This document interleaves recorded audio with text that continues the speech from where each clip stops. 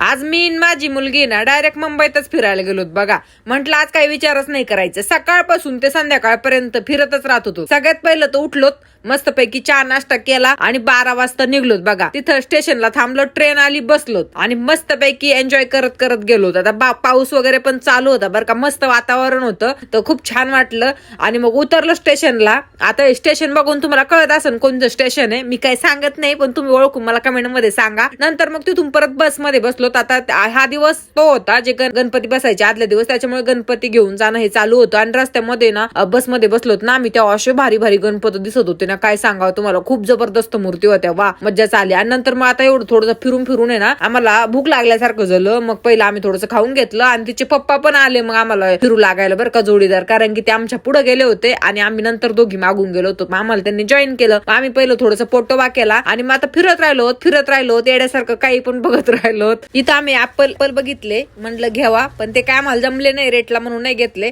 आणि त्याच्यानंतर मग इथं चाकू लावायला नसतं का, ते धार लावायला, ते बघत होते. ते पण रेट मध्ये नाही जमलं, फक्त त्याच्याकडून बघून घेतलं कसं लावतोय ते, आणि नाही जमलं म्हणून घेतलंच नाही. आणि एवढा मोठा घड्याचा ढिगारा पडला होता, बापरे, एवढा सुंदर, असं वाटत होतं कोणती घ्यावा कोणती नाही. मी 2-3 तर नुसते हातातच घालून बघत होते, पोरगी पण हातात घालून बघत होती. घेणं व्हायना का नाही, पण हातात घालून बघायला, फोटो काढायला काय जातंय बरं का. मग एवढं केलं. परत तिच्या शाळेचं अभ्यासाचं काय घ्यायचं होतं ते घेतलं. आणखीन बरंच काय काय केलं, सगळं तो व्हिडिओ मध्ये दाखवायचं लक्ष सुद्धा राहत नव्हतं बरं का. पण जेवढं होईल तेवढं मी तुमच्याबरोबर शेअर केलं. आणि गणेश बाप्पाची मूर्ती परत आली होती, ती पण मी तुम्हाला व्हिडिओ मध्ये दाखवून घेते.